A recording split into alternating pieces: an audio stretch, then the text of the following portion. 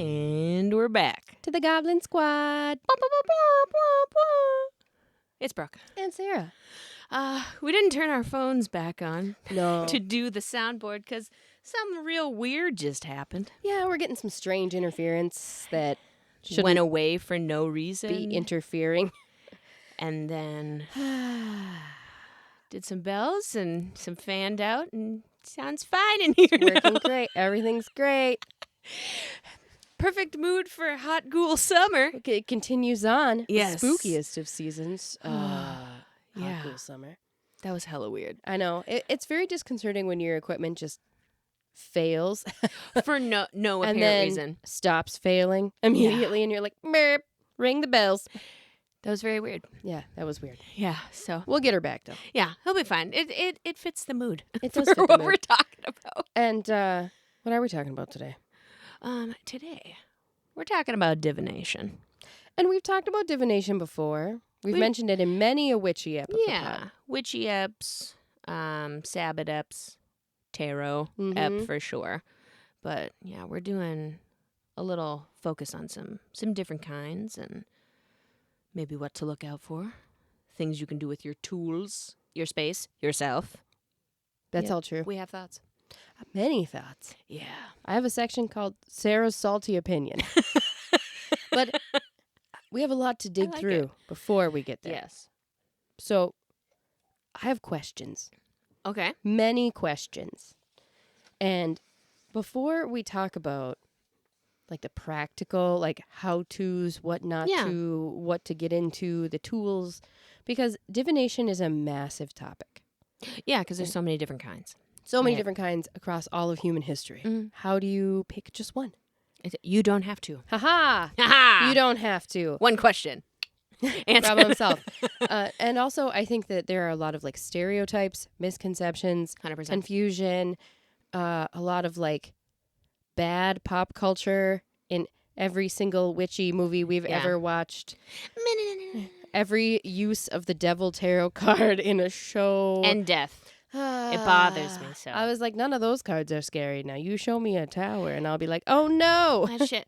And I love me some Miss Tina Fey and Amy Poehler. Yeah. But that wine country movie on Netflix, when they're, which I loved. I love both of them. I loved that movie. But it's just, you can tell there was no one on set who was like, that's dumb. Maybe don't do that. When they are pulling and it's devil and death, and the one mom just is like, nope, bye. And then the lady who's doing the reading, which is actually the mom from Handmaid's Tale, which is funny because she's like a giant hippie in that show.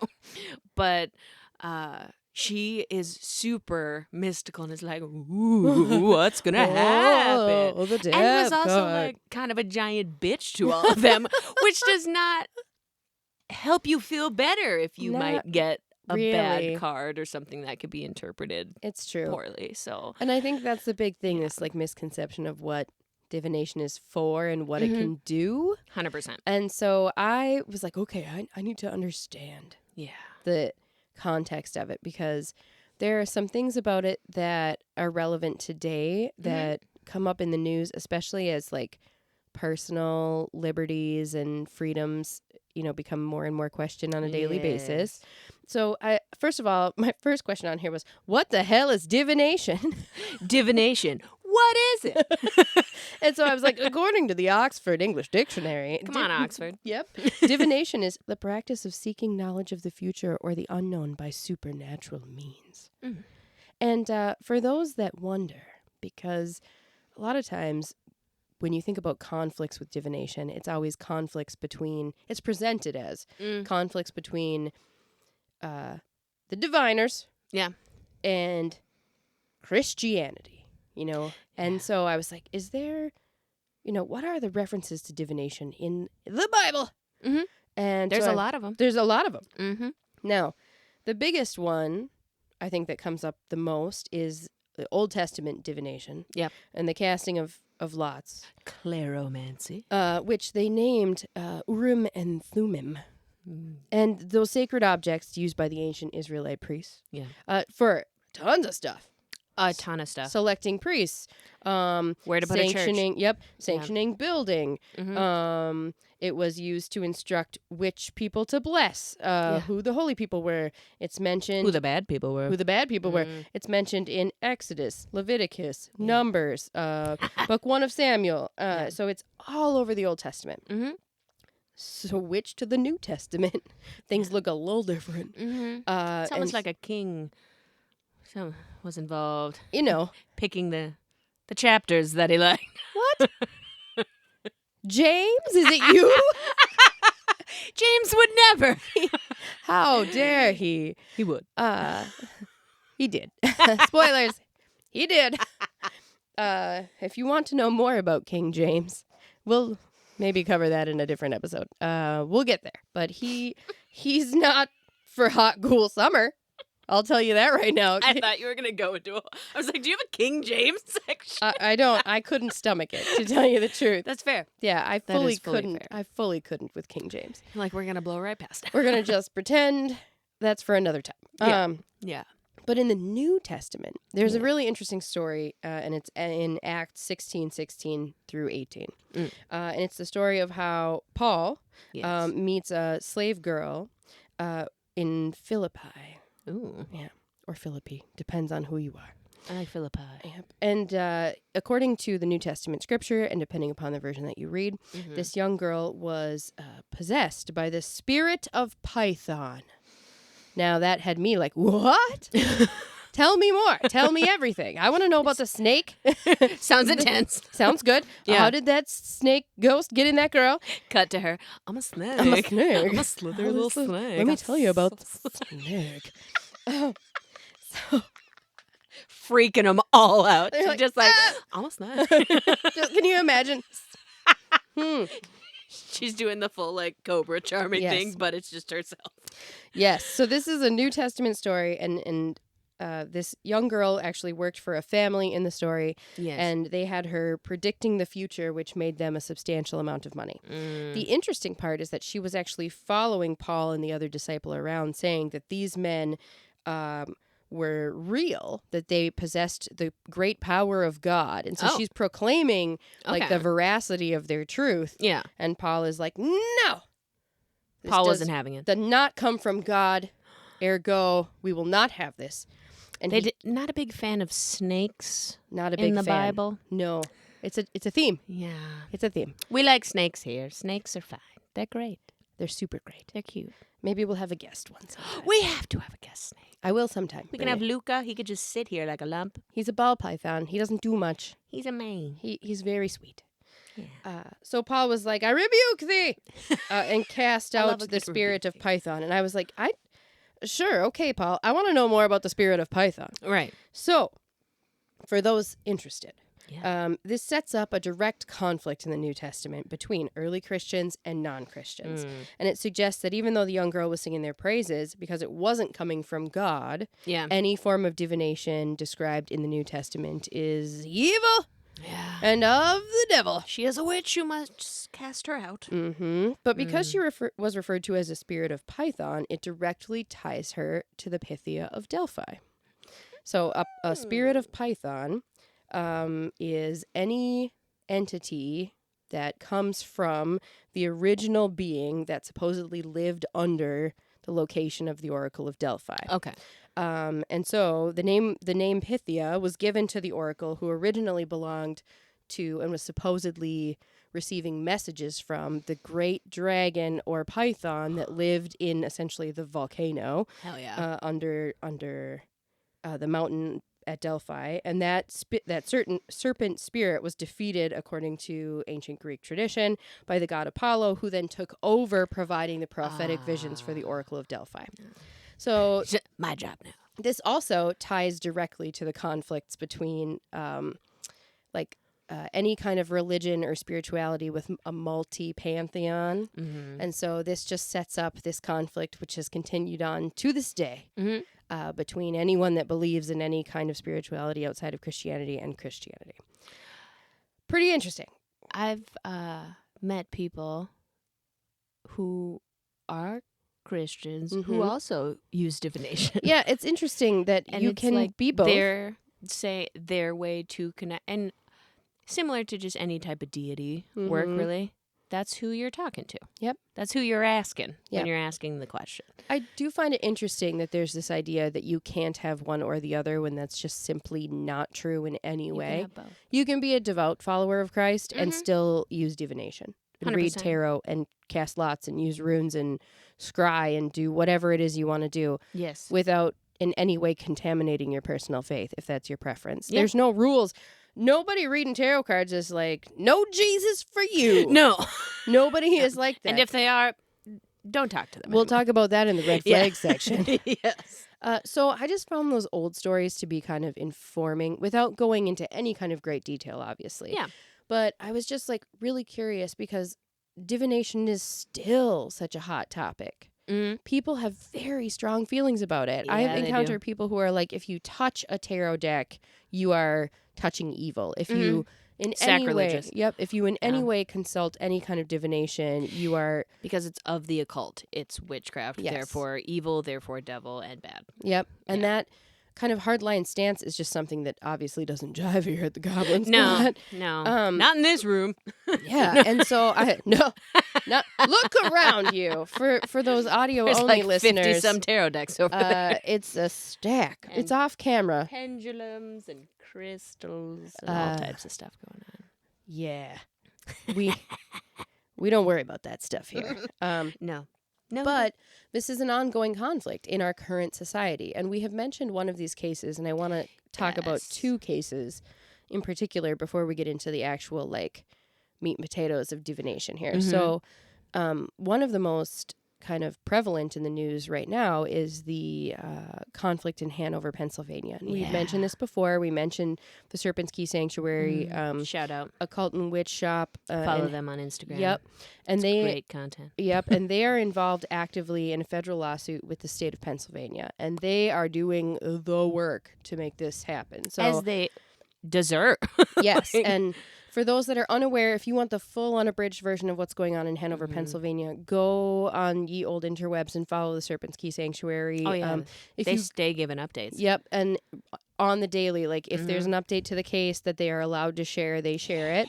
They are also protecting themselves because it's active litigation. Yep. So Yep. there are a lot of details they can't share. Plus, the individuals that are harassing them are members of the police force in Hanover, Pennsylvania, and there is genuine concern, for safety, for 100%. for their People are customers, for their walking in there out of uniform Yep. and shit. Yeah. They have people outside of their shop doing prayer circles now, trying to, essentially interfere with their ability to run their business. So it's a whole thing. So basically, the case is the owner of the Serpent's Key Shop and Sanctuary filed a federal lawsuit challenging Pennsylvania's 1861 law. Come on now, Pennsylvania. That Why is criminal that still on the books? for real though. Ugh. But every single state in the good old union has laws like this. A law that criminalizes charging money for fortune telling, and it is specifically the phrase fortune telling. The claim is that Lawrence argues the law violates their First Amendment rights, and absolutely does. which it does, as well as any other religious freedoms. Right. And as of mid-2025, the case is currently pending, and it is actively going on right now. The owner of the Serpent's Key Sanctuary actually became involved in communicating with their local politicians, and a Pennsylvania legislature, State Senator Scott, is proposing to repeal or amend the century-old law criminalizing fortune-telling for profit. And the law currently carries a misdemeanor penalty, and critics say that it targets spiritual practitioners like tarot readings unfairly, which it absolutely does. Yeah. And the proposal is currently under consideration in the state of Pennsylvania, but has not passed. But this particular politician is proving to be quite an ally in protecting personal freedoms in this particular aspect, Yes. which I admire. Yeah, we love to see it. Yes. So this ties into another case that occurred in the late 1990s and 1997 in good old Milwaukee. Algonquin for the good land. The good land. Shout out Rushman. Shout out Alice. Rushman versus Milwaukee, 1997. Carol Rushman, an astrologer, challenged Milwaukee's ban on paid fortune telling. a federal court ruled the band violated her First Amendment free speech rights. Mm-hmm. The case set a precedent. Divination is legal expression unless proven fraudulent. Now, that case was actually incredibly interesting because Carol Rushman was invited to participate in a citywide festival and to have a tent as a vendor. She was a well-known astrologer. Mm-hmm. She had been active in the community for years. She had done talks. She had done lectures. And there had never been any complaints. There had never been any issues. And she was invited to participate. And then while participating, she was informed that she needed to immediately shut down and it was a criminal offense. Then during the process of litigation, It was a trap. The city sent her a second invitation to the next year's festival. So Carol was like, No, they do did what? not. They did. Because clearly everyone wasn't on the same page about how we felt about Carol as a valued member of their community and very well known. But somebody got a bee in their bonnet and decided that Carol shouldn't be allowed to charge any money for her.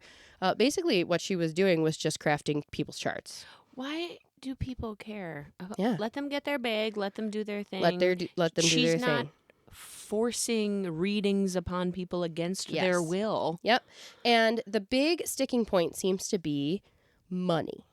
So it's the concept that individuals that do not believe in divination and think it is either evil or fake and whatever you fall on that, totally fine, you know, but like that because I don't believe in it, you are a scammer or a con artist for charging money for your services because I believe that it's fake and or evil. Yeah. Therefore, you are doing something fraudulent and criminal.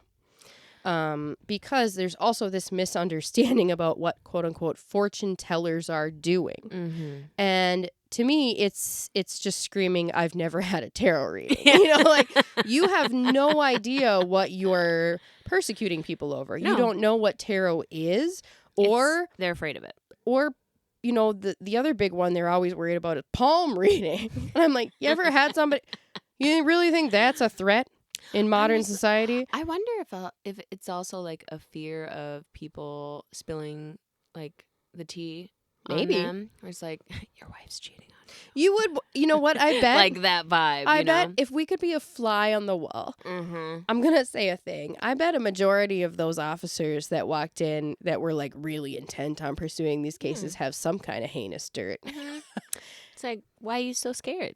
What are you worried about? What are you so butthurt about? What's up? What are you upset about? Have some skeletons, do we? Perhaps. But who amongst us does not have a skeleton or two? Well, exactly. Hanging around. Rodolfo here. We love it. Audio listeners, there is a literal skeleton. Yeah. Rodolfo hangs here behind me every episode. Yeah. But I think another reason for the fear and the kind of like, you're a fraud, you know, where people are just, is because sometimes there are frauds. And 100%. We're going to get into it a little bit later because yes, we will. People have a lot of opinions, and even people who are legitimately in the divination space and are using their skills and are crafting decks and they're doing readings and whatnot can become incredibly overly sensitive. And we are going to talk about that too, because it's the pendulum. I have a recent example. The pendulum swings. The pendulum swings both ways, baby. It's So my favorite example of a scam, like here is if you would like a like in the dictionary, tarot scam, fortune teller scam. Unfortunately, the picture that would be next to it is the now notorious but beloved Miss Cleo. Yeah. So if you grew up in the 90s and you were a child and you were staying up late trying to watch a little, you know, Nick at Night or whatever, whatever was on, you would see commercials for Miss Cleo, a TV persona whose real name was Ure Del Harris, and she unfortunately passed away in 2016. She was an American actress, self-proclaimed shaman, and she would... Self-proclaimed. Love that. She would go on the commercials wearing, you know, the garb. She would have the full... You know, the caftan, the head wrap, the whole thing. She would do a fantastical accent. and present herself as Miss Cleo.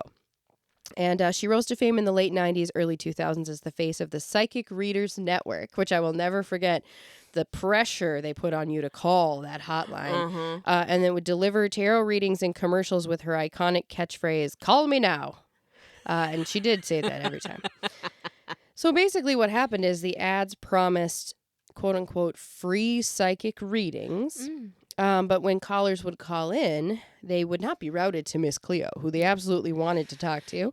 But they would be routed to expensive pay-per-minute hotlines that racked up massive phone bills. And they would be put on the clock the second they called in. So You're on hold. The tab would start running. Yeah. Like you're in a cab. Yep, and you already owed money, right? Like that's it. It's running. Jeez. And the thing was that Miss Cleo herself, she was an actress. She was a paid spokesperson. She was not a medium. Yeah. She was acting as a character, but it was presented as not a character. 100%. There was never any, little blurb like paid at Miss Cleo is a paid actress. Right. Like that you are supposed to have. A lot. There was a time period in the 90s, though. It was I think wild. we've talked about before. My husband and I like to watch Price is Right on YouTube. Yeah, it's kind of relaxing and soothing. Yeah, and you see old commercials and stuff when they used to be able, it would be like aspirin being like, and don't use Advil, it's shit. Like you could just say like, whatever you wanted. Coke and Pepsi just going at it for 10 Cereal years. War commercials. Cereal Wars. There was an excess of grain, as Joel has told me. And the you need cereal that brands. Historical context to really understand it. You do. I was like, they are going at each other, these cereal companies. They really were. You didn't need disclaimers. No, and you didn't know what was in there. No, you don't need That's to why know. I'm full of microplastics myself. It's And from all riboflavin. Yeah. So good. That's how I got strong. But again, there was a lot less eyeballs on that, I think. I think way less with the quality control. And so basically what happened is that in 2002, the FTC and several states actually sued the Psychic Readers Network for fraud, deceptive advertising, and unfair billing practices. That completely fair. That is fully fair. Because they were fined. They were making a lot of money. Oh, yeah. They were fined $5 million, and they had to forgive $500 million in customer debt from fraudulent hotline phone calls. And it breaks my heart. Billion. Because that's $500 million of people desperate for some kind of help and answers, right? Like just calling, like just wanting to hear if their Aunt Julie made it to the other side. Right. You know, where like people Should I leave my job? Yeah, people who are trusting. And if you think about that now, and then you think about the scale upon which people can be preyed upon today, 100%, especially with the speed of technology, the speed, any of the elder generation who did not deal with smartphones, the internet, fraudsters, scammers, like I understand why people are sensitive about divination being attached to scamming because it has been used to scam people for generations. But not on this scale. This was like the biggest scale fraudulent scheme for any kind of quote unquote fortune telling that has existed. Yeah. So Miss Cleo herself, of course, was not actually part of the financial fraud. She's like, I just work here. She's like, they paid me to sit here and pretend that I'm a character. Yeah, that I'm a Caribbean mystic. I feel kind of bad for the lady, but there had to be a point where it's like. Yeah, and after the scandal, she just doing. I'm sure she knew what she was doing. There had to have been some little. Maybe there wasn't. I don't know. Who maybe knows? You thought these people were legit, but. And it might have been the same as if you listen to the previous ep, the whole I thought what, George Lutz believed what he told me, but I don't know. There's some plausible deniability there. Yeah, for sure. So Miss Cleo just quietly faded from the spotlight after the scandal. And honestly, I think that was kind of the end of the whole thing, to tell you the truth. But since then, many other individuals have come to the forefront claiming to be psychics, mediums. In fact, one we're seeing in August. I'm so excited because this came up right when we were planning this episode, and you were Literally. like, you're texting I think me. that's kind of when I know, like, our phones are listening to us. It's giving you targeted We're like, advertising. it was literally like StubHub on my Instagram feed. And Oh, it was they're like, listening. You might want to see. I was like, first of all, how do you know where I live? Yeah. Hey, you better check your location Second of all, services. I absolutely want to go see that.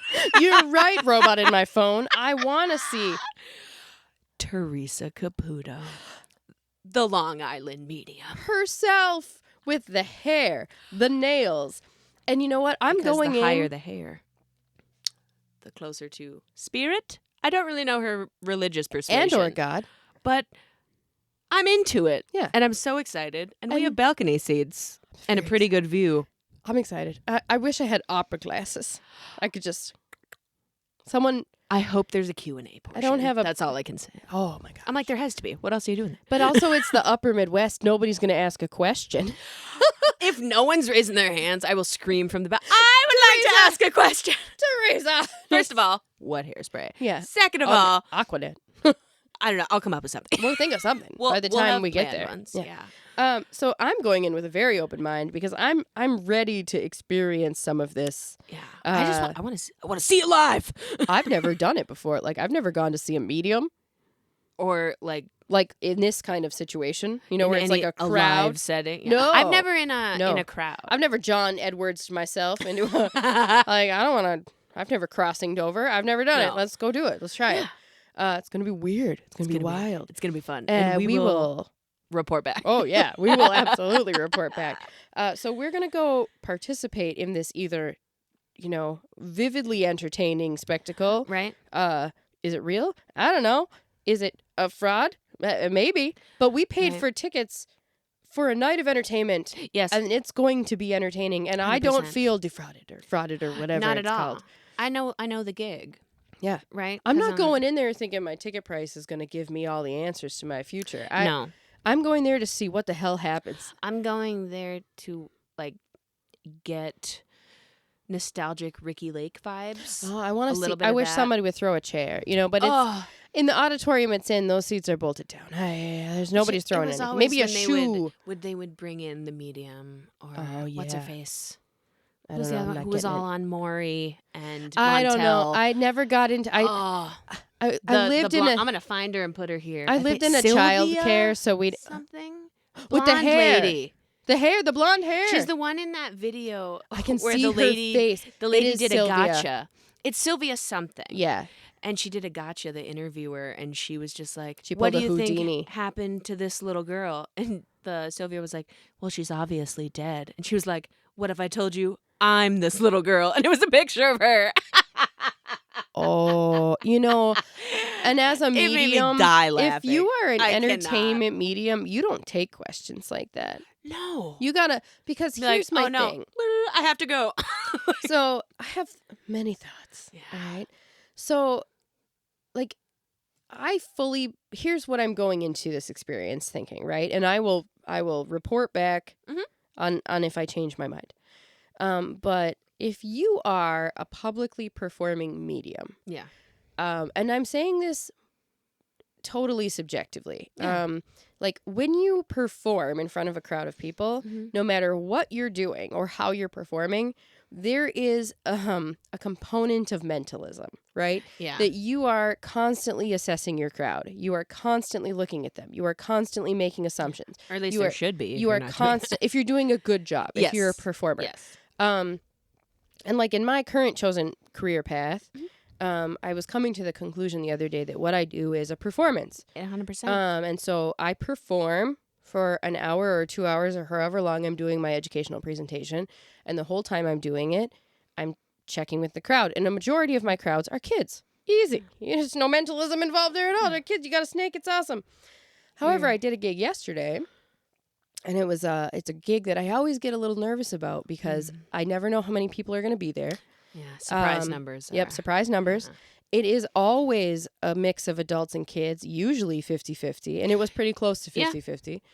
And so you have to jump back and forth rapidly between I'm teaching children to I'm turning and talking to a 75-year-old Air Force veteran. Right. You have to bounce back and forth.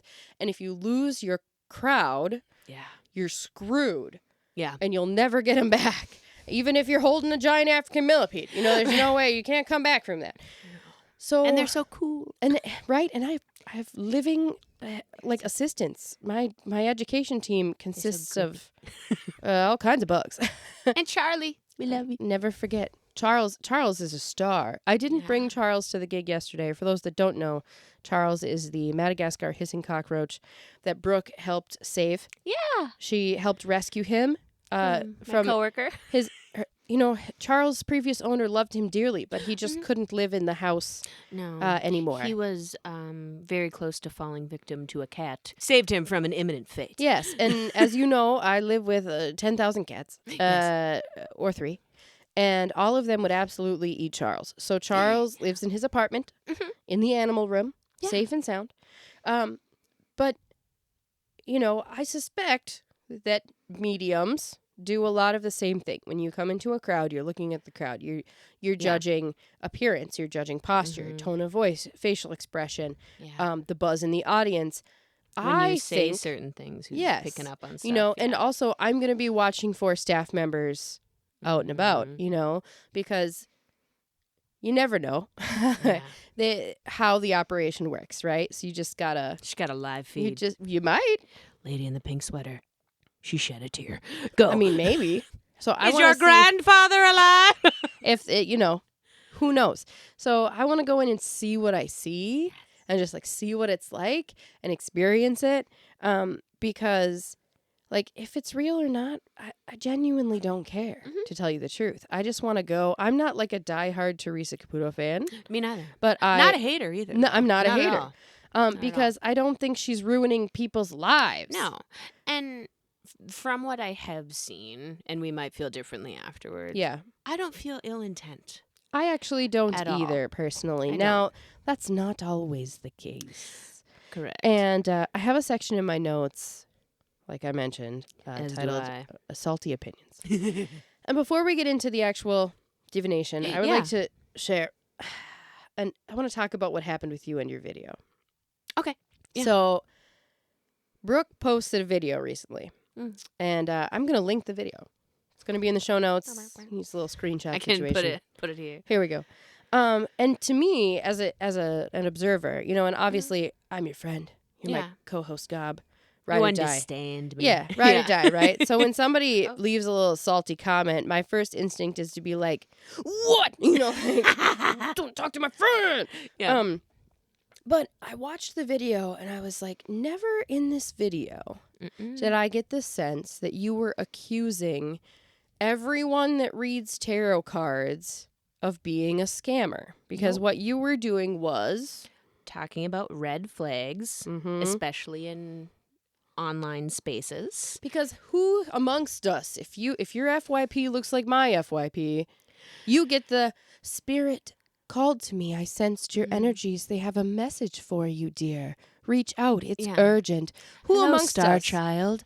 Yeah. The earth says hello. Yeah, true believer, and As someone who has been impersonated for this exact purpose and then later got DMs that broke my fucking heart from people who got scammed out of money or their bank accounts stolen using my face and my content before Instagram got a little better about shutting those down. Yeah. I feel some type of way about it because I hate that happens to people who are just in such a vulnerable spot, especially they're looking for answers or they're looking for connection or community, and those things piss me off because we say scammers, right? Where it's just someone fully not a practitioner, just doing it for cash, whatever. Just whoever. A bot that's then funneling people. Then there's another subsect that are practitioners that I think are still in that category. And to act like they don't exist is a problem. And I went back and forth with a person.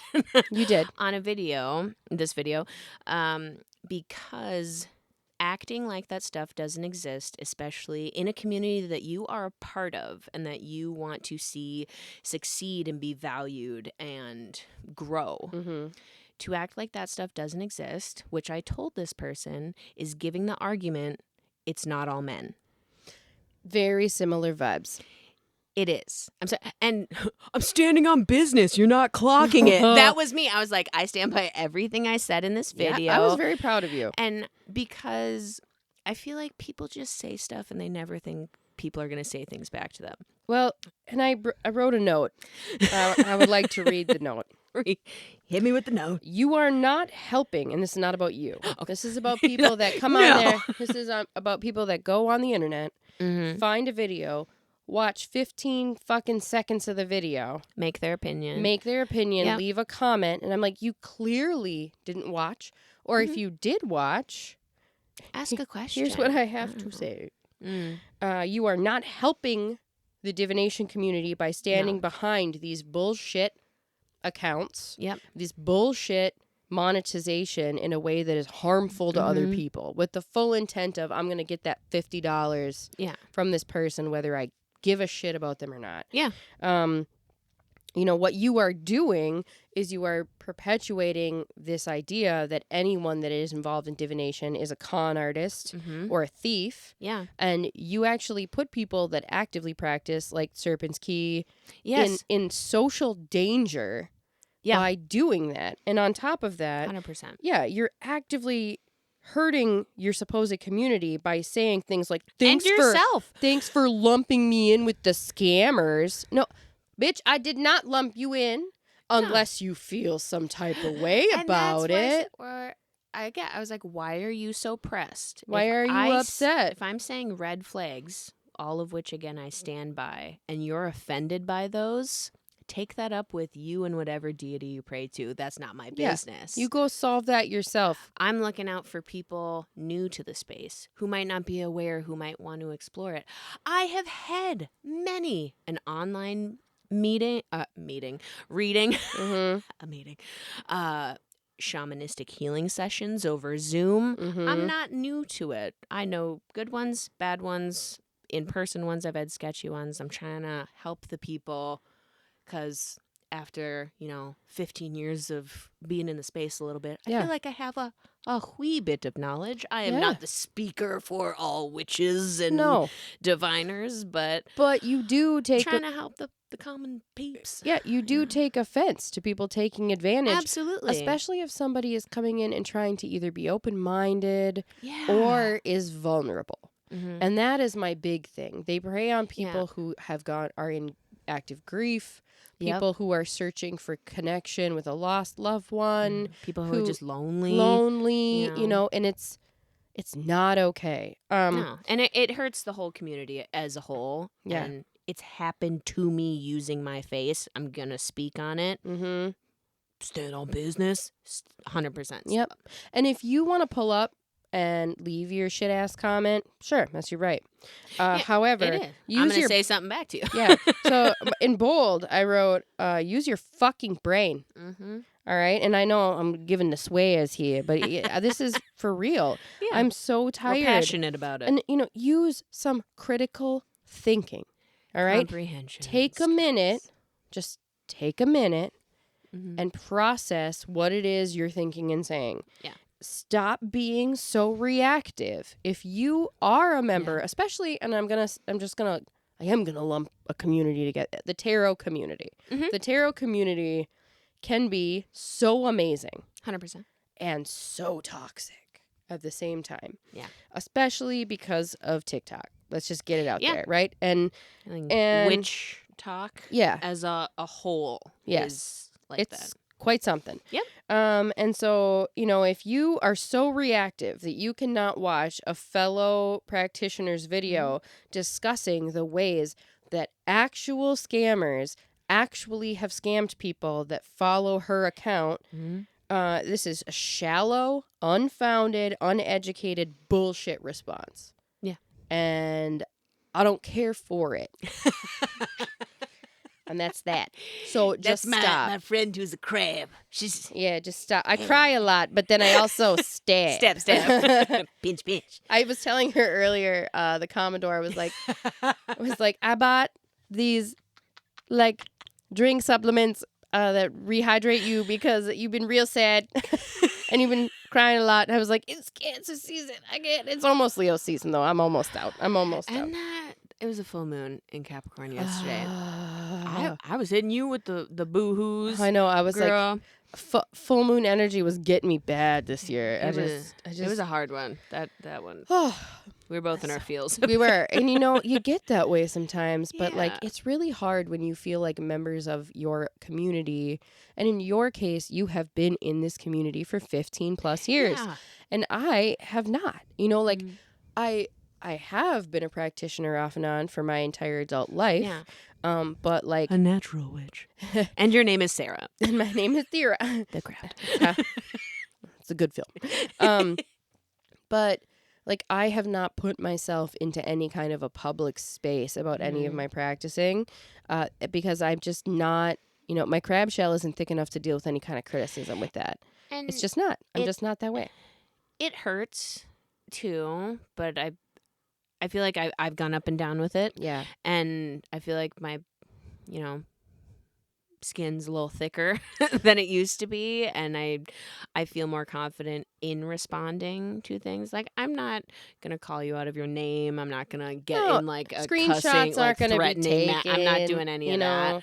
But if I get bullshit, just unfounded accusations like that, I'm gonna call them out, because if someone has a question about something or an intent of something I put out, you put out, whatever, ask a question. Yeah, please. I'm fully free to, like, Right. did you mean this? What about that? Like, Yeah. So how do you you know. feel? How do you make a distinction between, yeah, take a minute. And that's my whole thing. Take a minute. literally 60 whole seconds Before you pick up the damn phone and start texting away. And again, I'm not in that space. I'm in a totally different space online. I occupy the animal space online. Yeah. It's not better. No. Everybody's got an opinion. There's keyboard warriors all over the place. Absolutely. But you can be in your chosen arena of interest for decades and still get people leaving these shit ass comments. Yeah. And you just got to go, all right, I'm sorry you're having a bad date. Yeah. But also don't come on here and talk shit if you got nothing to back it up with. No. So if you think that at this stage in life, the Goblin Squad is going to be like, oh my God, a girl with 32 followers said, I lumped her into this community. I need to get off the internet. Clearly, you didn't listen to episodes 1 through 53. No. Come for me, Runestone. Yeah. I dare you. I dare you. You're calling that forensic psychologist right out. Come get me. What? No, it's just, I'm about to be 33. You just hit a big one. 4-0, this year. baby. What up? Mm-hmm. We're done with that stuff. Yeah, I don't care. Again, answer questions 100%. Don't come at vulnerable people. Yeah, or don't take advantage. insinuate I would do that. No, because you're going to hear about it. Mm-hmm. You're going to hear about it. And I think that I appreciate the people in the divination community that have integrity, use integrity, are honest about what they service. do. It is a service. It's so important and can be life-changing for people. And I think that, I have a list of reasons as to why people practice divination. So like if you were to go just like talk to a crowd of people and ask them if they know what tarot is for, you know, like you're going to get a different answer from every single person. But if you are a person that uses tarot or any form of divination, you realize that it's complex.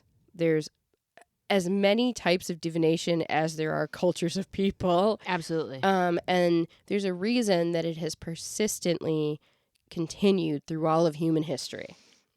And the reasons are that first of all, we're mortal. Yeah. And we live with constant uncertainty because there are just aspects of the world you cannot control. Yep.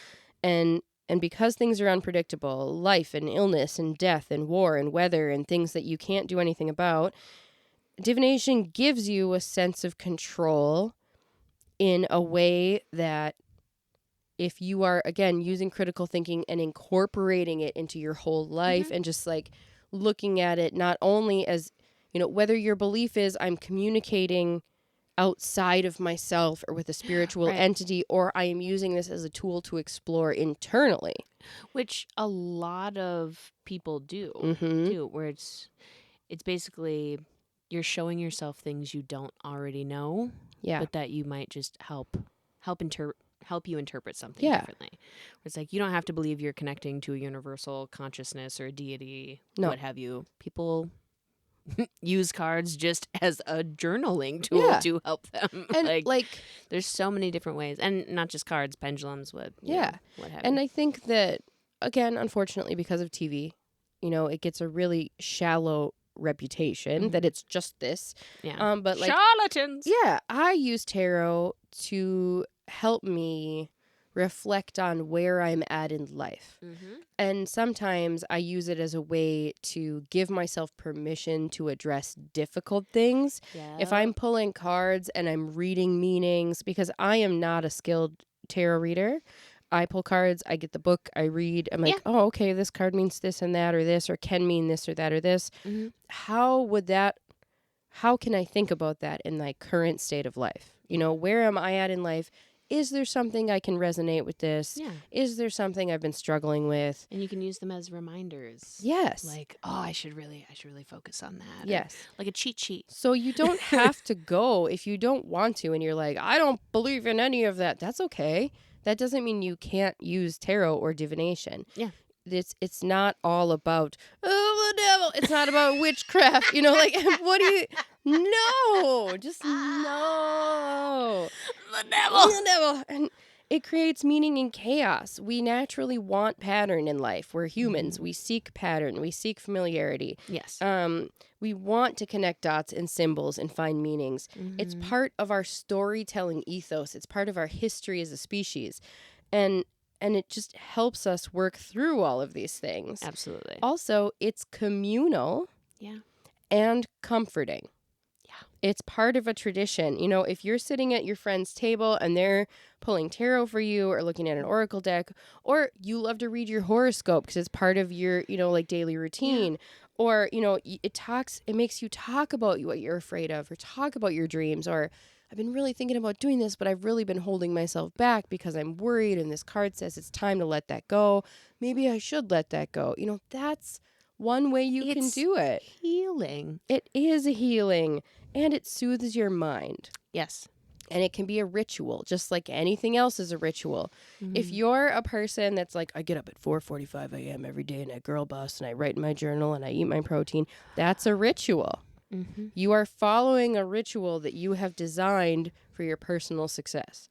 If part of your ritual is I get up, I make my cup of coffee, cup of coffee in the big time. Yeah. Sorry, I've been on a macho man kick. Cup of coffee. So you get your cup of coffee, you pull a card, you journal about it. That's a ritual. Absolutely. Potato, like Witchcraft. You're not. Yeah. It's just, you're just doing your thing. I don't find it to be hard to accept that. No. But it is for a lot of people. And also, it allows people to imagine. Divination doesn't just predict. And I think that's what people are like, you're trying to find out your future. See the future, yeah. No. What it does is it expands the possibilities in your mind. Because you and I both know, and everybody listening to this knows, you get in the grind of daily life. Yeah. You don't want to die in the prison of mediocrity. No. Right? No. If you're like, I just can't see another way out. I can't see a way to get... It's like it takes the blinders off. What? You're like, oh, there's an option over here. There's an option over here. I'm not dealing with that part. That's in my way. I should probably deal with that. And psychologically, it externalizes your inner thoughts. It helps you bypass overthinking, and you can use symbols as a way to step over that. If you're anxious, if you're a chronic overthinker, if you have, action paralysis, overthinking paralysis, you can use that. It helps you see problems from another angle. Yeah. And if you pull a card and you already had something on your mind and you were just like, man, this is, I'm stupid for thinking this, or like, and you pull a card and it validates what you were already thinking about, you're like, all right. Okay. let me just take a better look at that. So that's kind of what I think. And also, like, it persists because it has adapted over human history. You know, it's evolved. It has. Yeah. It has changed over time. And just like, you know, back in the day, there were fake fortune tellers for all of human history. Yeah. It is up to us to decide between the real practice that we find value in and the fraud. And that's just the dichotomy of, what'd you say? Is a tightrope. It is. It's a You're tightrope. walking a Life is a tightrope. tightrope. You go Yep. this way, hey, you go this way. Mm-hmm. I was going to say, you see that deck that has the like hair tie around it? Yes. Pull that out. Does that Here look it is. familiar? Zoltar. I love Zoltar. I love me Zoltar. You know I do. Shout out the movie Big. Shout out Big. Shout out Tom Hanks. But I went to a Zoltar in California last hell fall. yeah. Yeah. I was scared. I didn't want to do it. I'm like, it's going to make me small. I'm already big. No. Cut to you No. like sad on a piano. As a kid. Eh, I'm 5 again. playing no. chopsticks. Could happen. The Commodore can attest to my nervousness. I'm like, I'm putting in the money. Except for actually, it wasn't money. It was a credit card because it was a tap to pay. It's evolved. It's updated. It probably had a tip button if I could have. So that's God. my hot take before we get into the actual divination on the context, belief systems. Yeah. It's going to lay the groundwork first. I like it. Mm-hmm. I have a lot of the Mancies. Let's talk about them. Let's get into it because people probably don't know that there are. And like I didn't know. Bajillion. I didn't have a good definition of divination before I actively started reading through, you know, books on witchcraft, paganism, and started being like scrying, pendulums, lots. Like what's a lot happening? Of those are hard with pop culture too, because like if you watch like Charmed, when they use the term scrying, they are like doing it over a map with a pendulum, looking for a demon. Oh, right, where they're not looking for answers for something else. Like in a Black Mirror, they're like, "Where's Cole? Boop. He's in Cincinnati." R.I.P. Fucking big shout out to Julian. You know, we're sad, but Yeah. And it was almost a year after Shannon, too. Fucking lost them both. shout out Charmed. We love you. That show helped me just feel a little more normal, too, when I was first, like, being like, I think I'm gonna explore this, like, witchy thing. Like maybe I'm doing this in the Yeah. face of overwhelming Christianity. Maybe I'm gonna try this out. Oh, that show was so special. And I think for Cole, he was the first baddie that a lot of us were like, He was the a original pipeline to Resand. He was. I was gonna say he's the original dark and stormy male main character. 100%. Yeah, He really might have been my like first one. I was just like, He was. I remember when I he's saw him, I imperfect. was like, wow. Yeah, he does things. A lot of people loved Angel, but I just couldn't because then Spike.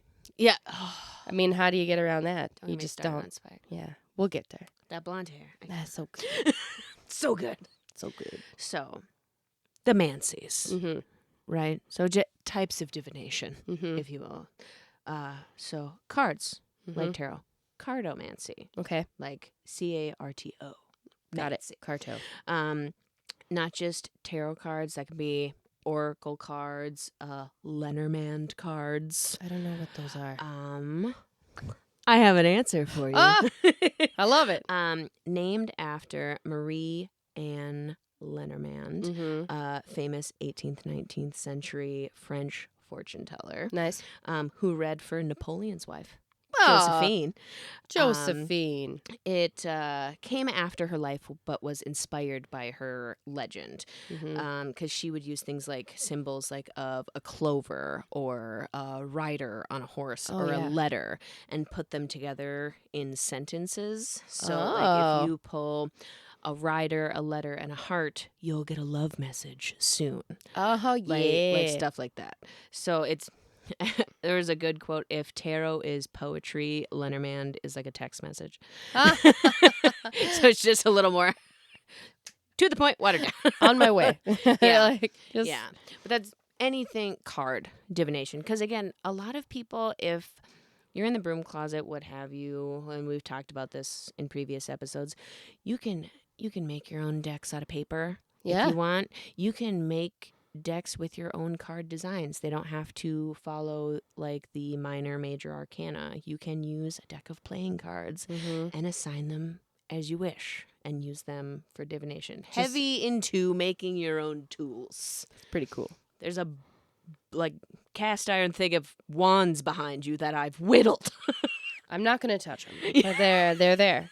They are there. I don't want to like ruin them. Some of them are quite pokey.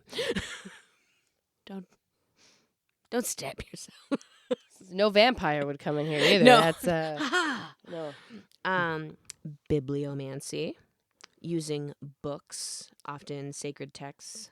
Who amongst us hasn't done a little bibliomancy? In middle school, that was my go-to. Oh, yeah. That was my go-to. My mom, very... Shout out. God-fearing Christian woman, uses it all the time in her spiritual warfare Bible. We'll just be like, what do I need to see today? Bah-ha! And then is bibliomancy. So you can use it no matter your persuasion. Yeah. Some of you are, and you just don't know it. You're I doing it already. Most often, actually, with poetry now. Ooh, So I have a book of I like poetry, that. and then I just sit there and I give it a minute, and then I'm like, all right, whatever I open here, this is what I need to read today. I do that with a book of quotes that I have. Same type of thing, like meditation. Yep. Little bits. So, yeah, it's basically asking a question or for a sign if you want to do something specific. And it doesn't have to be a sacred text. It could, pull out your akatar and be like, ha! Like point to a word or something. It's just looking for that little You could nudge in the right direction. Roll a couple dice, and whatever the page number is, Right. you can flip to that page. You If can you're like, gamify I only ever, I just flip the book and I'm always in the middle of the book, like I'll never get anything from the beginning or the end. Right. Well, just roll a dice, pick a Right. page. Exactly. There's so many ways you can do it. Claromancy, which we talked about, casting lots. So throwing dice, bones, stones, any type of little trinket, really, item that you usually assign prior meaning to, and then throwing it depending on where they land. Some people will use like spread cloth, so you'll have like cardinal directions on there, maybe some zodiac symbols and stuff too, and then throw onto that. Okay. Specifically. Is there also a thing with that where like it depends on the like position of them? Yep. Like if they're like laying flat or standing up or like moving, Yep. is that if it's also on the side, if it's pointed a certain direction.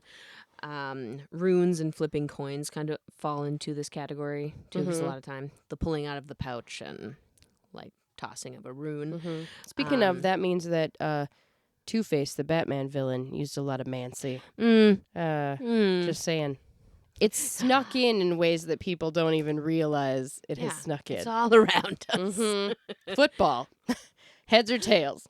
Every time. Every sporting event ever. Yeah. And I suppose it's not really a mancy. It's a decision. But also, it's a decision that you don't have any control over, that you're leaving to chance. It is the casting of a lot. It is indeed. Chiromancy. Tell me more. Palmistry. Oh! So reading the lines, shapes, and mounts on the hand to predict personality in future events. A cousin to No, I'm going to get it. You'll get it. Help me. Okay. With pronunciation right there. Physiognomy. Physiognomy. Or something similar to that. The reading of the face. The reading of the face. Yeah, I would say physiognomy. Let's just say it. A cousin to face reading. Less popular now, but was used in very similar ways. This is one I haven't delved into a lot. I have a book up there. Because, a lot of people will say, like, oh, if you have the X right here, like the witch's sign. But a lot of those, too, I think, are just people like, I have this and I'm a witch, so that means that.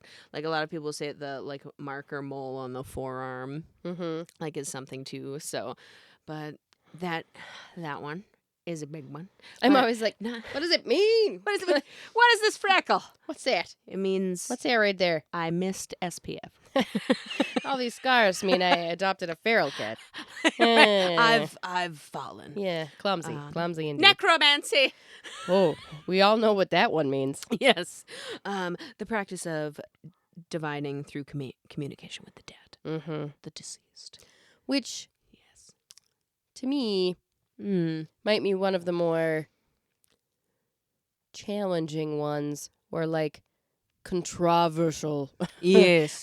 Because Very of the much whole so. concept of that you pretend, if someone is faking this, Mm-hmm. that you are interacting with people's loved ones. So that's like where you're crossing the line here. Like, Yeah. if you are fully play acting as someone's dead loved one and then telling them things, and it is causing emotional distress, you have crossed the line. Yeah.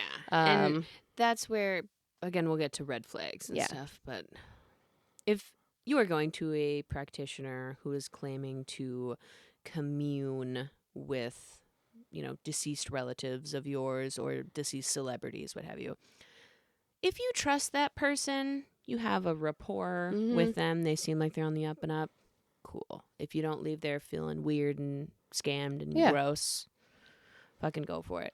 I look at necromancy more like people who are doing a lot of shadow work and ancestral work. I like and that. talking to like their own dead relative. We're not talking yeah. like Baldur's Gate necromancy. We're not raising the skeleton to do our bidding here, although that would be rad.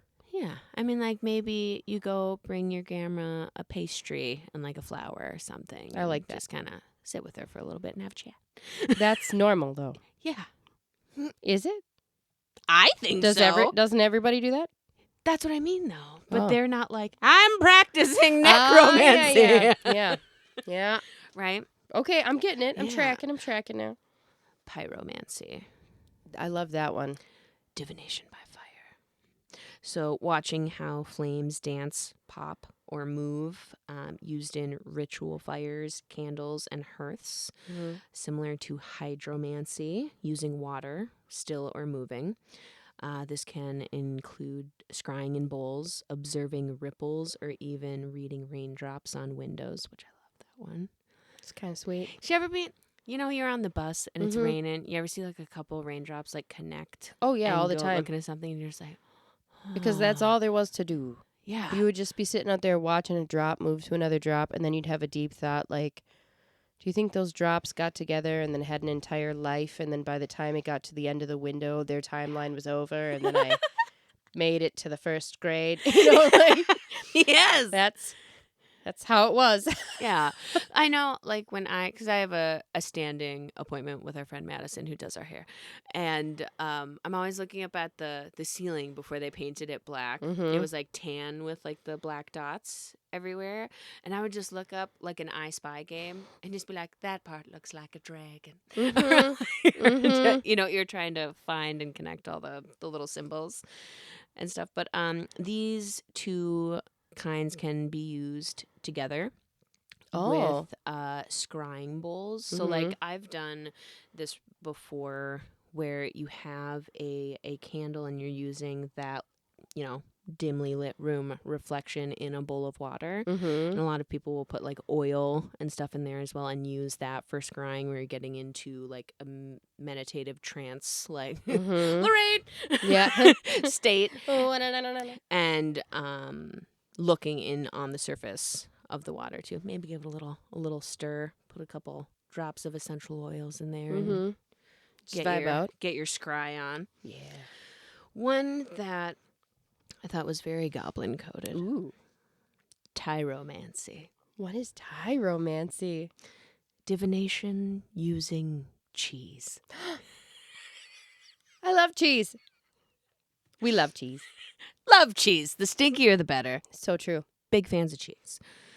This practice involves observing the cheese's shapes, holes, mold patterns, textures during fermentation, and other features to interpret meanings and predict future events. It's an ancient practice. Believe the cheese. Dating back as early as the 2nd century Greece. That's amazing because I just finished listening to Fromology episode part 1 of Ologies. Shout out Allie Ward. Talking about how cheese has been made for substantially longer in human history than we thought. Or than I thought. I was like, oh, cheese is probably a relatively new. No. People have been making cheese. Someone left out milk. People have been making cheese. Yeah. And now we know you got to believe the cheese. It's giving. Someone left a comment on a video about grilled cheeses. Where that like toast that looked like Jesus on the top. Which is a great name for a grilled cheese. Ties right into minor miracles we've mentioned before. And but like, imagine, you go for a reading. Someone will usually get the cards out. Someone just puts like a Tupperware. Let's see what this Gouda has to say.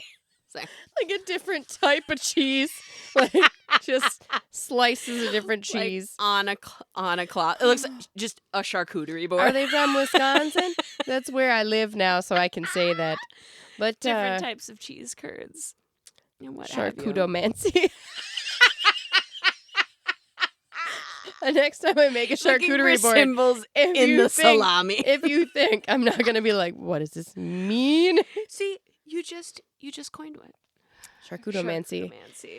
And it's delicious when you're done with it. So, and again, whether you're using any of these, there's a million more. There's ones with throwing beans. I got some good ones that I thought were hilarious. Shapes. Oh, I was like, I need some more to know your opinion. So, I'm going to say some of them wrong because the prefixes on them are wild. Some of them are tough. Electromancy, but like alectromancy, not electro. Divination by observing a rooster pecking at grains placed on letters or symbols. So if you have a chimkin at your house that is your pet, you go in there with the chimkins, you put a little cloth down. Oh, yeah. You wait a minute, throw some dried mealworms on there, see what your chicken's got to tell you. There is a lot involving birds. I think birds... Where it's like... that whole crossing of worlds. Augury practices. It's in here. Yeah. It's in here. Augury. Yeah. Ancient practice of reading the behavior of birds or animals as omens. Still a thing. I have to admit, I do it all the time. Mm-hmm. And Craig is like, stop talking about the seagulls. And I'm like, the gulls are trying to tell us. And he was like, for the love of God. And I went, look at them, though. And I was like, see how they're flying? And he's like, I swear to you, if you try to predict the weather using these gulls again, I'm like, I will be correct. Like, don't you tell me if the gulls land in the neighbor's yard and there's more than 15, it's going to storm for an hour. He's like, you're crazy. And I went, prove me wrong, dear. Prove me wrong. Also, lightning strikes. The gulls know all. But like, for real, I'm always like, oh, look at them gulls. You got to pay attention to the birds. Mm-hmm. When I had all those seagulls in my yard, I told you it was going to rain. Literally. Mm-hmm. So it's like, why are they all up here? Because also biology. I'm in the woods. Biology. Just spoilers. Gulls don't always. They either go all the way out or all the way in. Anyway, moving on. Yeah. The birds. So I had that one. I thought that was great. Yes. Then I had highlighted chromneomancy. Ooh. Divination using onions. Sprouting onions to get yes or no answers or to see the future. I highlighted ooh-mancy. Ooh-ooh? 2 O's. Ooh-ooh. And I say ooh-ooh instead of ooh-mancy because it is 4 eggs. Reading the shapes like oviparous or Yeah. Reading the shapes of eggs formed by dropping egg whites into hot water. You're poaching them. Yeah. You're making poached eggs. And you're like, you're delicious. What do you tell me? And you drop them in. Great for a kitchen witch. Kitchen witchery. I thought that was good. I love that one. This one, I was like, ultra specific, this one. Scapulamancy. Reading cracks or burned marks on animal shoulder blades, an ancient Chinese practice. Oh. Yeah. Then another one I thought was good Maybe was... for like the shape or something. Or the size. It might be. I've never actually seen it. It didn't specify which animal scapulas, so I don't know what they look like. It's like a lizard. Like, yes, it smell. Like a magnifying glass. And then one I thought was really ultra specific as well, which was molybdemancy, the pouring of molten lead into cold water and interpreting the solidified shapes, still done in some European New Year traditions. I love that. Mm-hmm. So I just thought that was pretty cool. I was like, for every person, there is a variety of divination.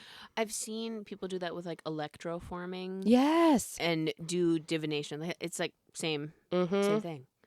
Love that. Yes. Mm-hmm. And then you could keep it I know, which would be even cooler. Just don't lick it.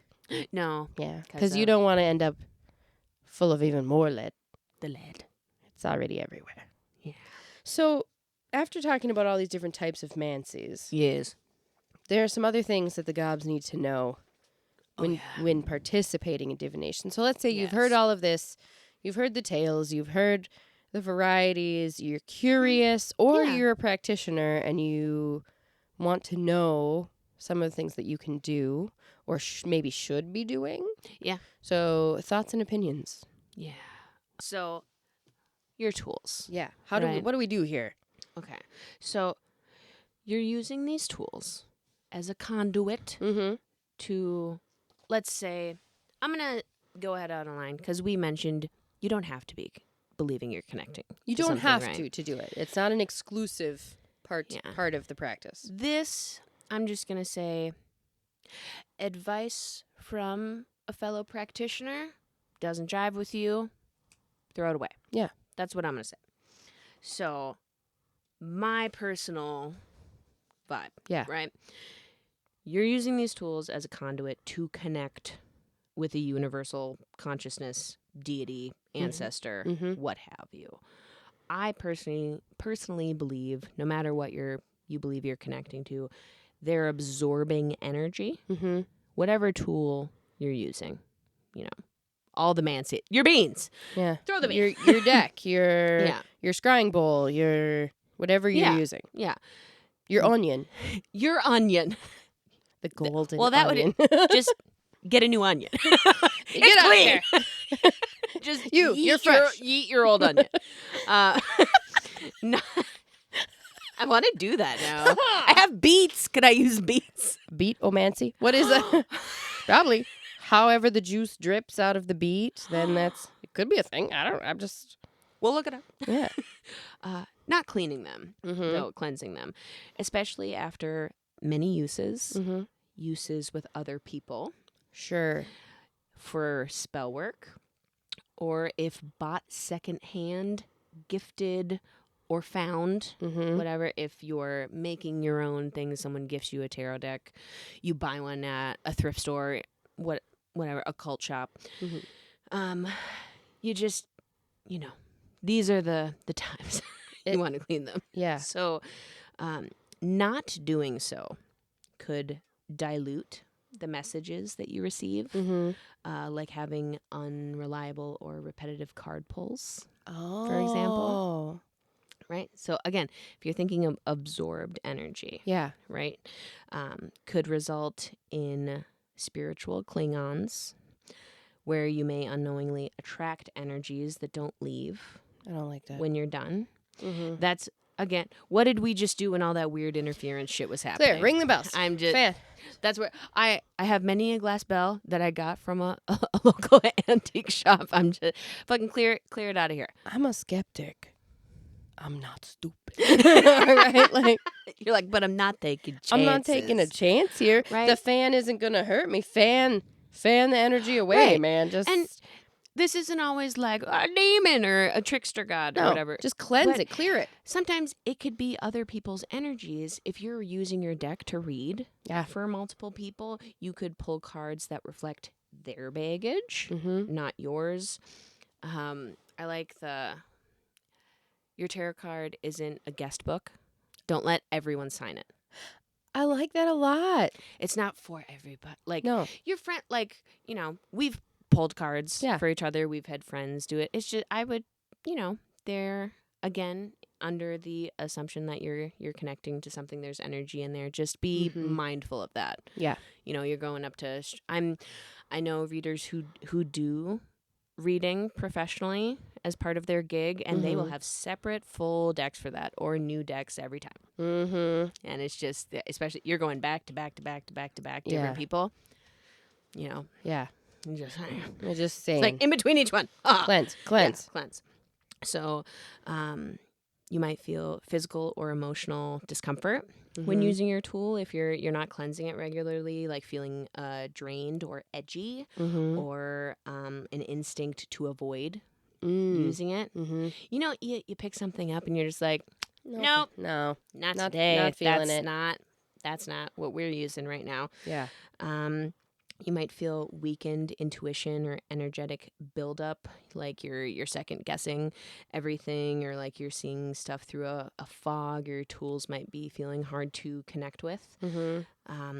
So again, possible things that could happen. How to cleanse them. Yeah. What do we do here? These methods will work for your space as well, whether that's, an altar, you're in nature, what have you. There's a bunch of different things you can do.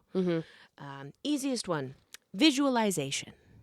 What do you do? Holding, an example, holding your tool in your hands, visualizing the energetic buildup as a certain color, and that color slowly drifting out and being taken over by another. I do this sometimes when I'm at work in the side room in my office. Yeah. And I will picture like No Face, his black sludge. Yeah. Like that going away. Oh, I like that. And then like a green blue light taking over. Okay. And people use different things for different correspondences for themselves, but literally holding them in your hands and concentrating on that and putting your own personal energy force into that. Easy one. Yeah, that's visualization. super easy.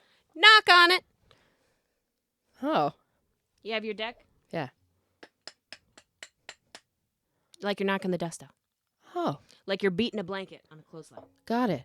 Knock it out. Okay. Pass them through smoke. Okay. Incense, smoke. You're having a bonfire. Yeah. Woo. Whatever your tool is. Place them under the moonlight or the sunlight, if you like. Yeah. If safe to do for your tools. Right. You don't the damaging effects of direct UV. Yes. If you're doing it overnight, be wary of a morning dew on paper. If or it's on crystals. Yeah. Also beware of focused light.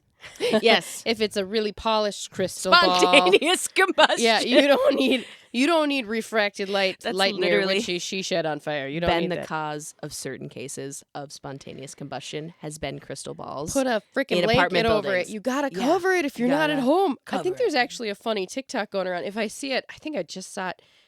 I just saw it today. My FYP the phone.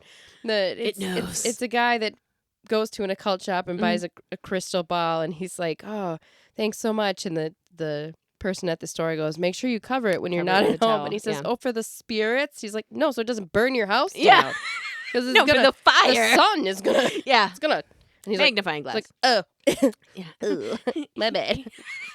This is For the spirit. for the spirits. No, it's gonna friggin' burn your house. I love that so much. Do it in a practicality. Put a felt over it or something. Literally cleaning them with soap and water, if able. Again, not great for tarot cards, but pendulum, if they're made out of certain crystals, metals, what have you, there are certain, if it's just a silver tool that you're using, when and where you're able, literally clean it. Take a little toothbrush. Just brush it off. Brush it off. Get that out. As we used earlier, sounds.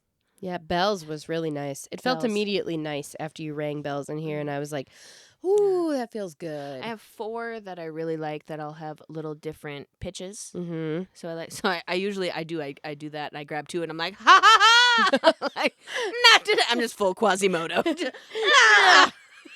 Yeah. Get out of here, Rasputin. But you can also use singing bowls, rain sticks. Put your deck or your tool by a speaker. Because, I'm a playlist girl, so I have my, like, good vibes, my jamming playlist, things that make you feel good, that make you feel happy. Put it by there. Blast it. Sound frequency. Let whatever your tool is absorb that. Cleanse it right out. Nice. Yeah. Effective. I have a recommendation for that one. Stevie Wonder, Don't You Worry About a Thing. Oh. A classic. I like that. Very, very fluent Spanish. Yes. It's a great song. Spoken word or incantation, kind of with your visualization, whatever your words choose to be that, you're wanting to cleanse your deck, and then closing it off and repeating a couple times if you're feeling fancy. You can use all of them at once. And thorough cleansing. yeah, I feel like for me and other people I've talked to, it's kind of gut feeling. Yeah. You have to go with it. I mean, but again, when in doubt, incense smoke, I feel like is really successful. Yeah. I use a lot of incense smoke. Accessible. Yeah. Yeah. And gives you that little, I feel like, ceremonial flair. It too. does. It does get you in a mindset too Yeah. of just like, I'm setting this space and I'm clearing this energy and this is like for me and this is what I'm doing and it is it's aside from visualization really and like meditating with it, something you can use for every type of tool in your practice is smoke. You know, whether you're using a bundle, you know, you're just like running over your fire with it. Be safe. But is, I feel like, the most accessible, easy one, probably. Yeah. So your tools are cleansed, ready to go. Now what? Yeah, now what do I do? So you've energetically cleansed your space. You could set intentions. Okay. You could call on your spirit guides, your ancestors, deities, what have you. If you're doing some deep shadow work, you may want to cast a circle or call the corners in. So again, if this is not for I'm pulling cards in the morning and that's what I do every morning. No, this is not like that. I'm going to journal about it in the morning. Yeah. I'm my talking coffee. like you're doing potentially like deep like journeying work where you're kind of delving more into a shamanistic realm. Yeah. Of like, you know, going to places unknown. That is something you might want to do.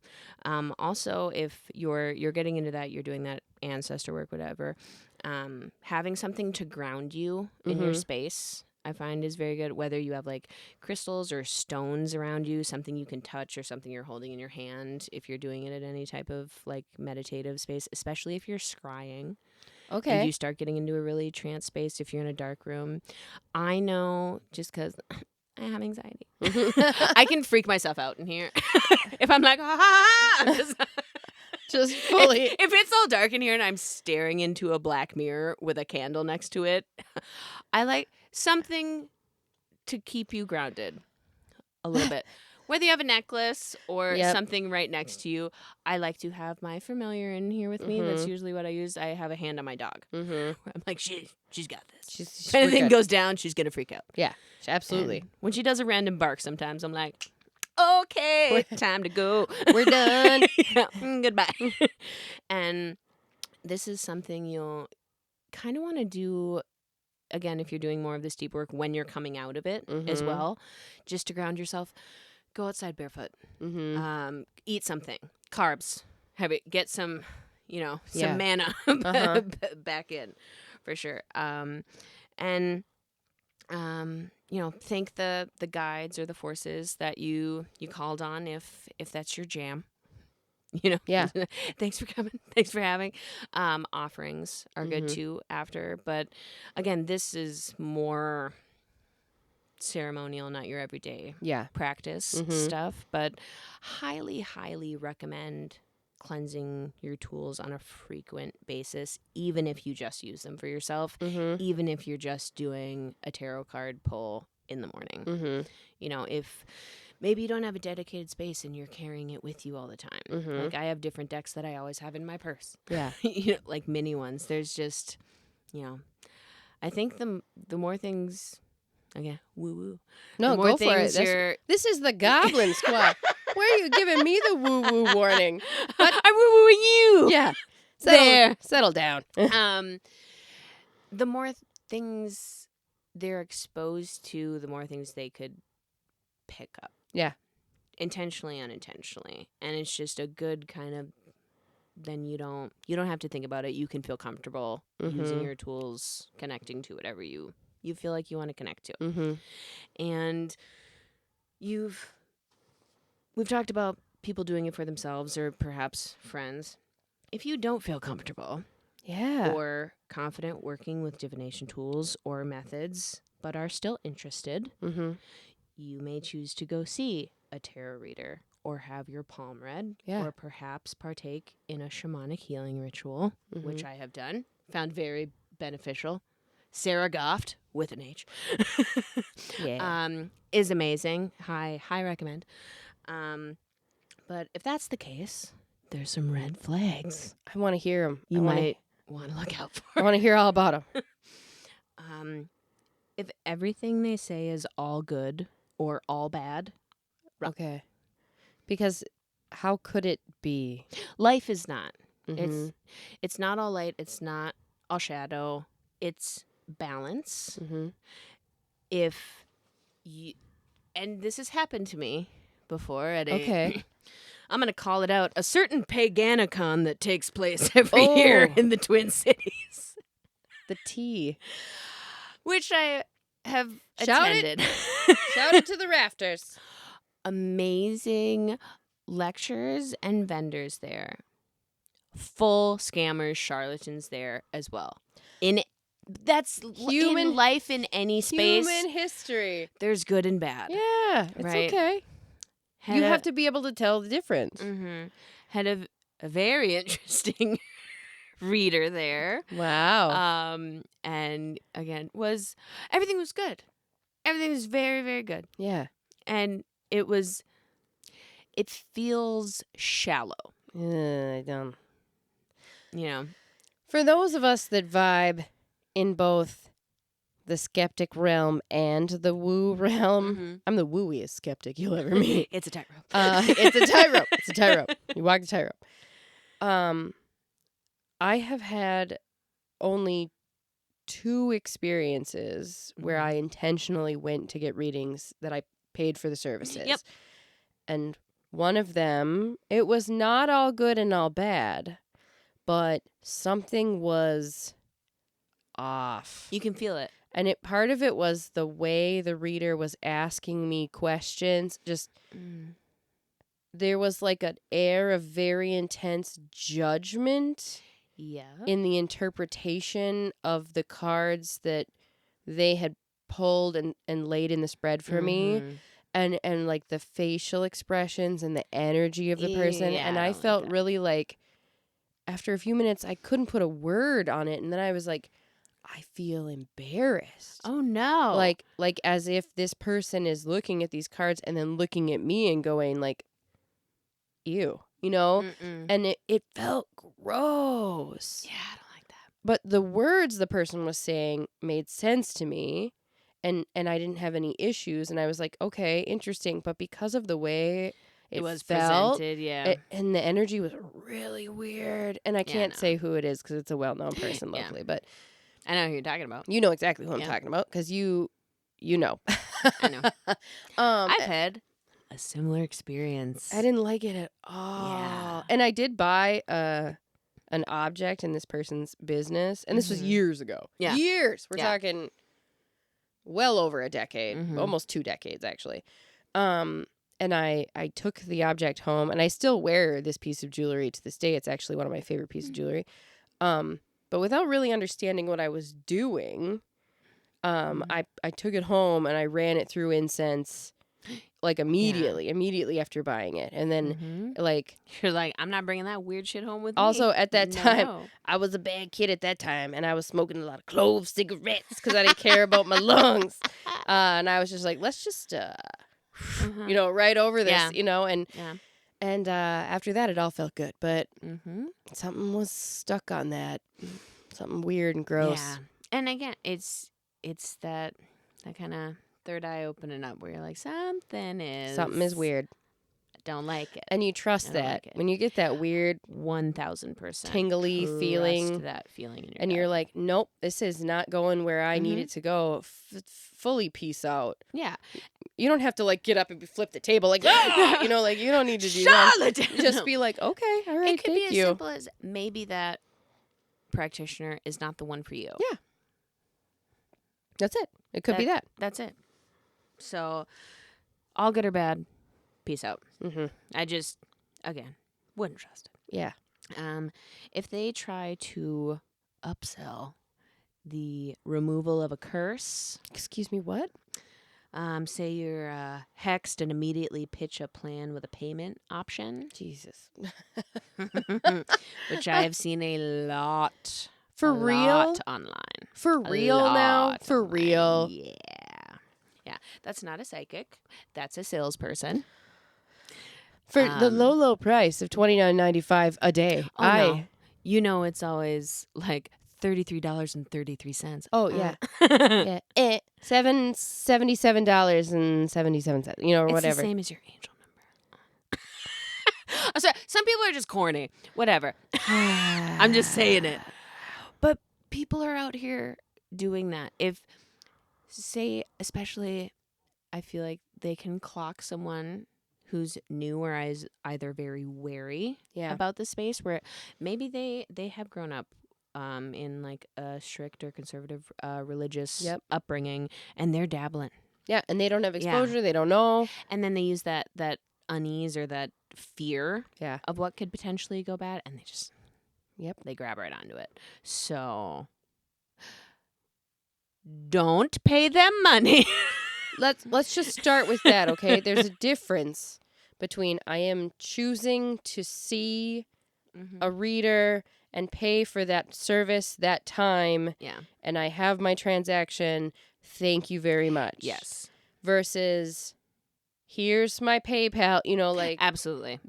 It is a strong distinction for me, personally. And that's why I'm saying upsell. Yeah, okay. Right? Mm-hmm. So it's, in addition to this lovely reading you've received, I've discovered there's a curse upon your head. Oh, good.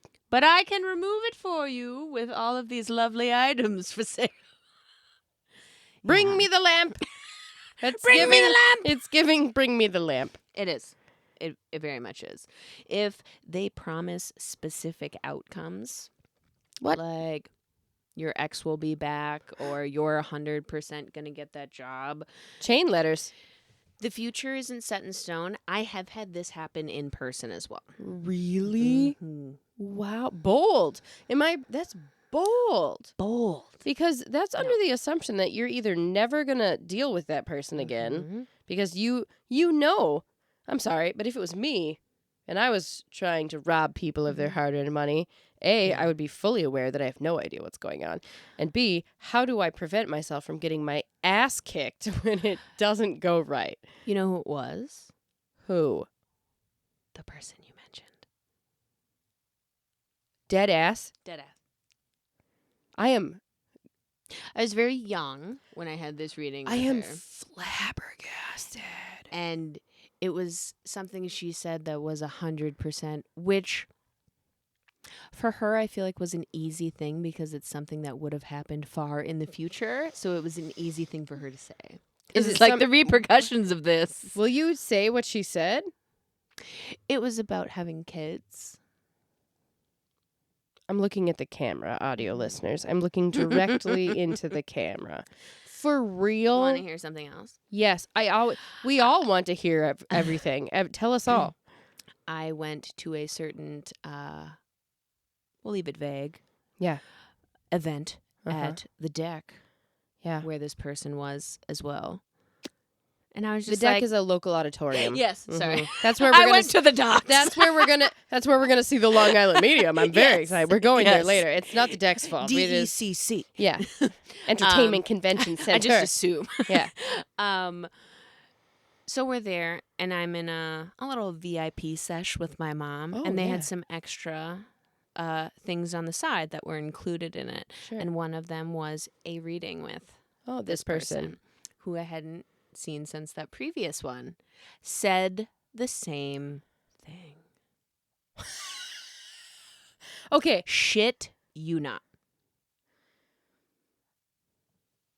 In the same affectation. So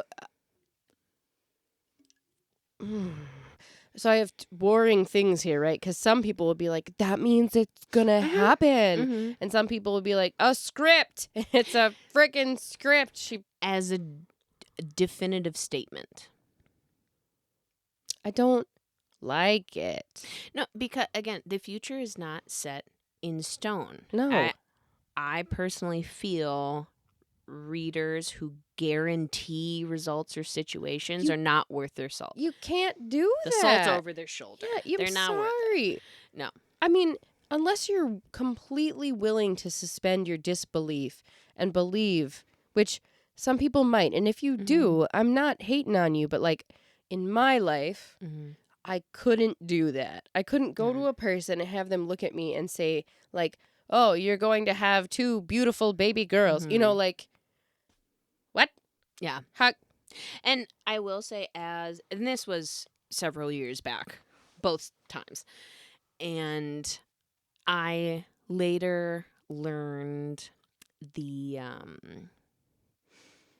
branch of witchcraft that this person is involved in and their status within said branch. Yeah. And things started to make a little more sense, especially with them and their partner and how they run their business. Yeah. And that's all I'm going to say about that. Yeah, the tea's still a little too hot to just fully dump her out there. But suffice it to say... Do I think this person is the biggest bag of shit in the world? No. No. Do I think there's some stuff that's going on that might be disingenuous? Yeah. Yeah, I do. I do. To which the only reason why I saw this person again was because it was free. Yeah, why not? and I also, was in VIP. That weird morbid curiosity where you're like, right, let's 100% find out. Yeah, because I'm just like, because the time before that had been years. I was like, this bitch, she's not gonna remember you. You don't remember me. Let's light this candle. And, yeah, I'm like, I change my hair every 3 weeks. I keep you guessing. Yeah, you don't know. Anonymity. You don't know what I Coming look like. at you. I have bangs now. Unrecognizable. Yeah. So, again, a good practitioner would tell you about potential energies you're working with or what could result from them. Yeah. Hearing, again, these are red flags. If you hear these things, I'm not saying, again, flip the table, fuck you. Yeah. Just put a little marker. Like, maybe okay. up. Sure. Maybe you still want to see this person and you really like them, or maybe they're a friend of yours, or they're just reading for fun, whatever. Yeah. Just keep it in the back of your mind a little bit. Just a little flag. Not every part of a reading, it has to be like it's set in stone. Yeah. Like this is going to happen. It's not like that. It's not like that. It's fluid. It's constantly changing. Mm-hmm. That's life. Yeah. It's just, I don't think things like that especially are fated. I don't. No. There's so many different paper theory, right? Yeah. It's everything on stack. There's a universe in which everything happens. Yeah. It's a stack of paper. That's why I get deja vu all the time. I'm there with you. Yeah. If they pressure you into more readings. Oh, God. Charlatan! No. The pressuring. It's just gross. It's like a bad chiropractor. Yes. Come back and see me twice a week for the next 5 years, and you might feel better. It gives the same vibes as, picture this. It's a random Tuesday. Brooke gets a video message from me. I'm standing outside a tire shop. This man has been trying to sell me these tires to the point where I am going, man, what kind of road trips do you take? Where do you go? Where'd you go? Who'd you go with? How long were they? And I was like, far. My far significant away. Other. Yeah. Do you drive or does he drive? Or she? And I was like, I drive my car. And then I was like, does this have anything to do with my actual tires? I'm paying you to swap them. I own the Stop. Yeah. Well, no, I'm telling you. To the point where I was just like, no. Put the tires on. Yeah. No, I don't want another reading. I paid you for this one. Yeah. You can say you have the opportunity to get more readings if you would like. If you would like to see me again, let me know. I feel like in this realm, there's a customer service aspect. Yeah. Point blank, period. Because it is a service. If you are running it as a business and not doing these things for free, there is that aspect. Yeah. And if you are a skilled reader and you are offering your services and your energy, you deserve to be paid. You should be paid. I fully believe it. There are some people who fully shit on people who do spell work for money or who read for money. I do not No. subscribe to that. You get that You bag. are putting your all right? your energy, your talent, your knowledge, your practice to work. Absolutely. You deserve to be compensated. Absolutely, you deserve to be compensated. That is not the issue. No. It is when people take advantage of other people with that I don't. Yep. I don't care. Especially if they just got a reading and they're sobbing or upset, and then you try to let's talk about it more. Let me, for another $50, just get out of here. Any behavior that makes you feel dependent on them. No. It's like a bad boyfriend. Like, no, thank you. Like discouraging you from using your own judgment. Well, this too at Paganicon, where, because I just asked you'll ask a question or something. If cards are laid out and they have an interpretation and you also dabble and you're like, but what about this, this, and this? And there's like, no, this is my reading, like my interpretation. That should be encouraged. Yeah. That should not. You are connected to this. This is for you. If you are shut down from asking questions or interpreting something, anything, bleh, boo, go away. Don't like that. If they don't respect your boundaries, again, like any profession, like reading without your consent. No. Pulling cards on you without asking. No. Or a lot in online spaces. Yeah. Getting messages from people, and these are not scammers who aren't practitioners. A lot of the times these are practitioners. I don't like this. We're like, show you, I've gotten these cold DMs with cards down. No. No. It is a violation. Hit me up on Venmo, and then or pulling one at a time, hit you up again. What about this one? What about yeah. People fucking do that. And I get, sometimes it's hard to grow in this space. It is. Yeah, because... Just don't be shitty. Don't be shitty. It's not that hard to not be shitty. It's not selling a used car, all right? It's just not. Be genuine. Also, this is people's minds, hearts, spirituality, and again... Their well-being sometimes. Don't do that. No, it's not the vibe. No. If they, again, kind of online, but I suppose could happen in person too, if they avoid transparency with their reading, so they won't explain their process or how they came to a certain conclusion, if they're using tools in front of you or online, like when people are sending just pictures of pulled cards. Yeah. How do you know that's not getting sent 35 to 35 people? people? Yeah. Copy paste, babe. Red flag. Yeah. Again, not saying fuck these people, but red flag. Use your critical thinking. Yes. I can take a photo of a card and mass send it to as many people, and if 10 of those people respond, sweet, I just made, all that money. Yeah. It's in my favor to do that if my goal is to make money. Yes. So I'm going to say a mean thing. Don't be naive. No. Don't look at it and use ignorance as a shield. No. To say that you had no idea. Don't do that. No. You know that, goblins. You know that now. Don't do that. You know it. Don't do that. Yeah. Don't do it. But overall, use your gut. Every time. If something with them feels off, a tool they're using, if they say they subscribe to a certain practice you don't agree with, or maybe you're not connected to, just with how you feel or culturally, whatever, you don't think it's appropriate for you to see that, whatever. Because sometimes that's true. Sometimes there are practices or events or things that occur, and you might realize while it's occurring, wait a minute. Maybe this space is not for me. Yep. And been there. Yep. And maybe I'm seeing something or participating in something that is not meant for me for whatever reason. Sometimes even if you're invited, it still might not be for you. If you are over your head or you get that feeling where you're like, actually, nope. Yeah, this is not my, no. not my vibe. Nope.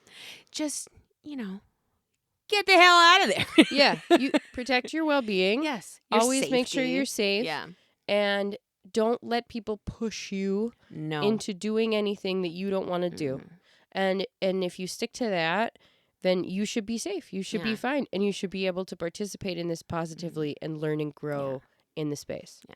And I will say, especially if any of those things are used under the guise that they know more than you do. Yeah.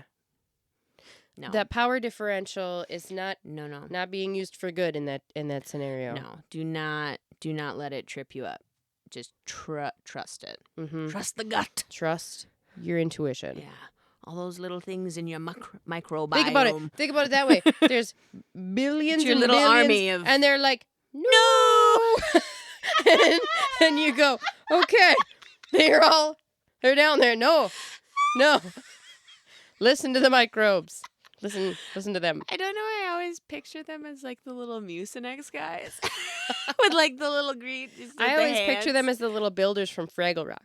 Oh my God! They're like, no, they're just down there like, we want you to live. Like, your energies have to be good, or we won't digest the sugars. No, they're like making a human puke. You want lactose to be worse? Go to this reading. No. All right, Guts. I'll do it. Like, thank you. Thank you. You were right again. I appreciate that. So, yeah. Whatever method you're using, ground, before and after, cleanse your tools regularly. Your space you're in. Be mindful of people you see for readings, and if you're new, if you're not new, don't be too hard on yourself. Yeah. There's no shame in using a book or looking up something. There's no shame no matter how long you're doing it. I still do it. I'm a reference goblin. Mm-hmm. I want to look up 16,000 versions of the meeting. Sometimes no there's a card shame in the game. you've never pulled. Yeah. Like, where are you? It's What the are you? luck of the draw. Where'd it you come happens. from? There's 78 of you were in the deck. Oh my God. What? Now you're reversed? What the fuck Never is that? seen you in 5 years. What It the hell happens. is this rune? Is this new? Like every time. Every time. Yeah. So No shame. no shame in the game. Mm-mm. You're learning, and if people do, if it's online, tag us. Let us know. For real. I want to hear about your thoughts, opinions, experiences. Yes. So feel free to comment. Make sure you tag us so we know. I don't want to miss comments. And Yes. send us some messages if you have thoughts, if you've had experiences. Good. If you want to talk about it. Mhm. We are not experts. We are just people. Not claiming to We're be. just goblins like everybody else. So We just work here. we just work here in the shed. Yes. Yeah. I do work. You do. Spell work. I'm a contract worker. I show up every couple of weeks, and then I peace out. I'm a temp. So, in and out. She's on a 1099. Yep, Yeah. on contract. So, on that note, goblins, stay safe Yes. and Stay weird. bye. Bye. It felt off because I was like, you know what to do. But it felt weird in the cadence. But you do know what to do. Stay weird. Stay weird, goblins.